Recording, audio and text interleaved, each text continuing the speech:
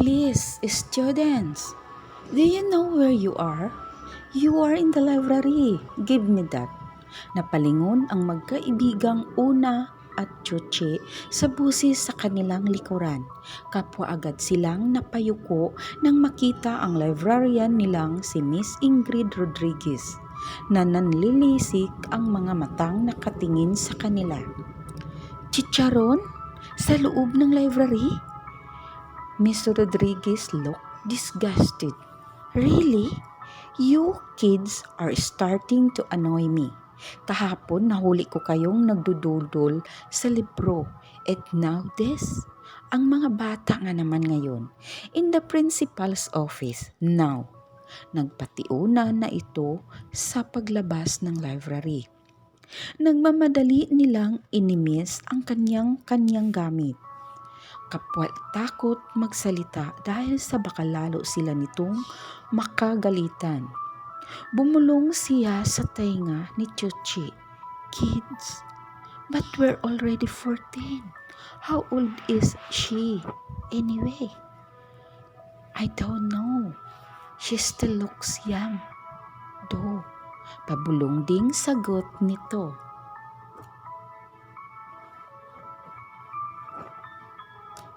Nang makalabas sila ng library, ay nakita nilang huminto si Miss Rodriguez.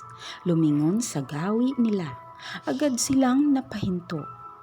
Well, when you've decided to walk, please inform me. Nakapamewang nitong sabi. Lalo silang kinabahan dahil kalmanting-kalmanti ang pagkakasabi nito niyon. She had the kind of stare na maaaring makapagpanginig ng buto ni Numan. Marahan silang naglakad muli. Tila miyembro ng military na nag-about face ito bago patuloy na naglakad. Halos 12:00 na kaya kakaunti na lang ang tao sa hallway at dinig nila ang takong ng sapatos nito kapag sumasayad iyon sa sahig. Pantay-pantay ang agwat ng pagtunog niyon. Agad tuloy siyang nagduda na marahil ay galing nga ito sa military school. Huminto ito sa tapat ng pinto ng principal's office. Binuksan nito iyon at hinintay silang makapasok sa loob. Napangiwi siya nang makita ang ekspresyon sa mukha ng kanilang principal. Kung istrikto ang kanilang librarian, mas lalo na ito. So, the rule breakers are here again? Halos kalahating oras silang nasermonan. Salitan ito at si Miss Rodriguez. Hindi pa sana titigil ang mga ito kung hindi lamang may pumasok na ibang tao roon. Sinamahan sila ni Miss Rodriguez palabas ng principal's office at bago sila tuluyang pinakawalan ay pinaalalahanan sila nito. Now, girls, behave. I only want what's good for you. Believe me. Tumalikod na ito at tulad kanina, tila militar na naglakad pabalik sa library.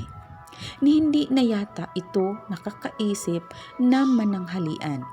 Nagkatinginan na lamang sila ni Chuchi. What's with her? Tanong niya rito. She's definitely weird. Salubong ang kilay na sagot nito. Insane, mad, nuts. Habang naglalakad ay nasalubong nila ang kaklase nilang si Margot. Hey! Malapit nang mag-bill. Nag-lunch na ba kayo? Tanong nito. Hindi pa nga tungon niya. Bakit naman? Paano? Napagalitan kami ni Miss Rodriguez. Nakaismid na tugon ni Chuchi. She is just so freaky. Umismid siya at tumikwas pa ang mga daliri na tila kinikilabutan. What I would not do to change her. She gritted her teeth. It pained Ingrid to treat students the way she just did. Mahilig siya sa mga kabataan noon pa man. She would never ever forget her happy youth. Ngunit ang dalawang estudyanteng nakagalitan niya kanina sa library ay nararapat lamang na pagsabihan. Mga sophomores pa lamang ang mga ito, subalit kakikitaan na ng kalukuhan at alam niya kung saan tutungo ang mga inosenteng kalukuhang ginagawa ng mga ito. She had been there. Kaya ayaw niyang magaya sa kanya ang mga ito. She sighed while remembering what she used to be. Noon ay maloko siya, exactly like the two. She never liked rules and felt more happy breaking them. She was carefree, too carefree, and it took one hard blow para ma-realize niya na kailangang sumunod sa mga patakaran. That one hard blow was Gordon. He made her realize kung ano ang tama at mali. Mali ang nakasanayan niyang gawin. Ang sumama magdamag sa barkada. Ang hindi makiayon sa karaniwan. Ang mag-party till dawn. And Gordon slapped her with the truth. Walang magsiseryoso sa kanya kung ganun siya. Kung meron man, tulad din niyang walang kinabukasan. That was what she realized after that blow. Wala siyang kinabukasan. So, she tried her best para baguhin ang sarili. Siguro sa likod ng isip niya ay lihim siyang umaasa na makikita nito ang pagbabago niya, kaya niya iyon ginawa. She loved him so much na kahit nahirapan siya noon, una ay sinikap niyang magbago. She had changed and she was happy about it. If he could only see me now, malungkot niyang naisip. Inayos niya ang libro sa shelf. Organized na siya ngayon. Minsan ay tinutukso siya ng staff sa library na obsessive-compulsive daw siya. Paano kapag may kahit isa lang na librong hindi pantay ang pagkakasalansan ay agad na siyang naiinis. Sa tuwing lalakad siya sa bawat banay ng libro ay pinapadaan niya ang hintuturo sa shelf at sinisiguro na patas ang salansan niyon. She wanted everything to be in its proper place. Her life had been that way for 8 years now, and she knew that kapag organisado ang isang tao, nothing could ever go wrong. Tumaas ang kilay niya nang may makitang isang libro sa hanay na iyon ng mga history books. Kinuha niya iyon. The Scarlet Letter. There is not a history book. Inis niyang bulong. Students? Sakay sa kanyang Volkswagen ay printing nag-abang si Ingrid na gumalaw ang trapiko. Hindi siya naiinis o nababagot. It had been quite a nice day for her. A few rule breakers, a few books not returned to on time, one lost book. It was a normal day. She smiled. All in all ay maayos namang maituturing ang lagay niya. Wala siyang complain sa trabaho. Wala siyang complain sa sweldo.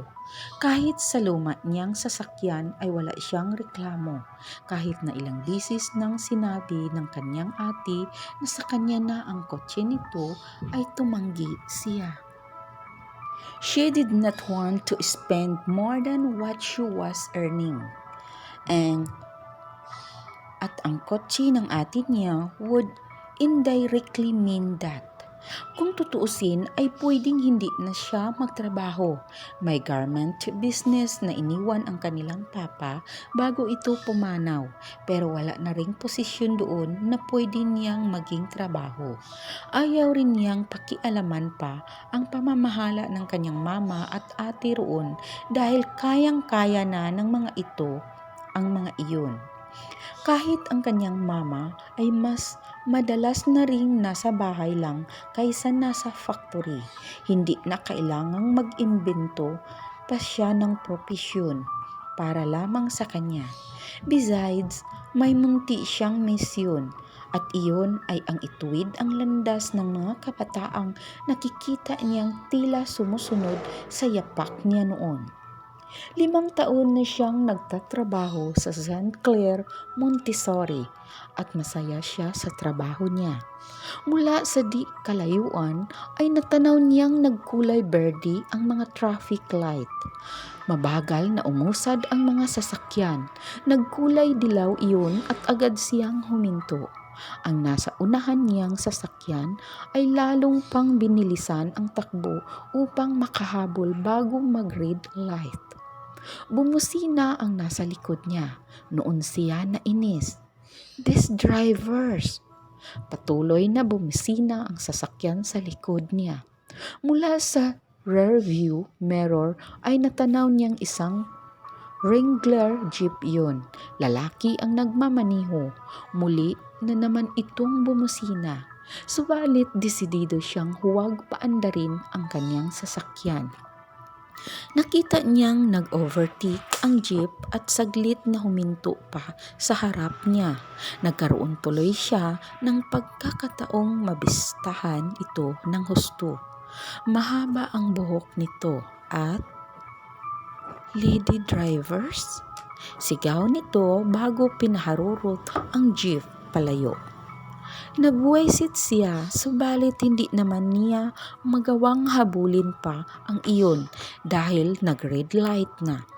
Naiinis siya sa mga ganoong uri ng tao at nais sana niyang habulin ang lalaki upang ipamuka rito na hindi ito dapat nagkaroon ng lisensya. Long-haired na. May goatee pa. Bago pa tuluyang umusok ang ilong niya ay nag-green na ulit ang ilaw. Pinaandar na niya ang Volkswagen at buong ingat at buong husay na sumusunod sa batas trapiko. "Ingrid, iha, how was your day?" Salubong sa kanya ng kanyang mama pagpasok niya sa kanilang bahay. Humalik siya sa pisngi nito. "Fine, ma." Umakyat siya sa kanyang silid at maingat na ipinatong ang bag sa isang maliit na mesa. Nagpalit siya ng pambahay. Pagkaraan ay nagpalit din ng pambahay na tsinelas. Inilagay niya ang pinaghubarang uniforme sa isang laundry bag na nakasabit sa likod ng pinto. Bumaba siya pagkatapos. Nanonood ng balita sa TV ang mama niya. Nakinood na rin siya. Maya-maya pa ay dumating na rin ang nakatatanda niyang kapatid na si Sandy. 3 taon lang ang agwat ng kanilang mga edad. Pareho pa silang single. Subalit may nobyo ang ate niya. Lihim niyang hinihilingan na mag-asawa na ito dahil wala na itong nakita kundi siya. Parati na lamang siyang inaalas-ka. "Hello everyone!" Masaya nitong bati. Humalik ito sa pisngi ng kanilang mama bago bumaling sa kanya. "Ayokong ikis ka." Anitong tila isang bata. "Nagpapakis ba ako?" Inis niyang tanong. Bakit? Nakangusok ka?" Humalukip-kip siya. "Ayos, nainis na naman po si Manang." Tatawag-tawang sabi nito. Nakita niyang pinipigil lamang ng kanilang mama na mapatawa dahil kagat-kagat na nito ang ibabang labi. Agad din nitong sinaway ang ate niya. "Hoy, nakakapagod sa opisina. Sana naman pag uwi ko, masayang mukha ang sumalubong sa akin." Ibinagsak ng ate niya ang katawan sa one-seater sofa. "Ang wish ko po ngayong Pasko, sana po bigyan na ninyo ng boyfriend ang kapatid ko." Lumabi pa ito at tila batang umungos ng laruan. "Matagal pa ang Pasko," ingos niya.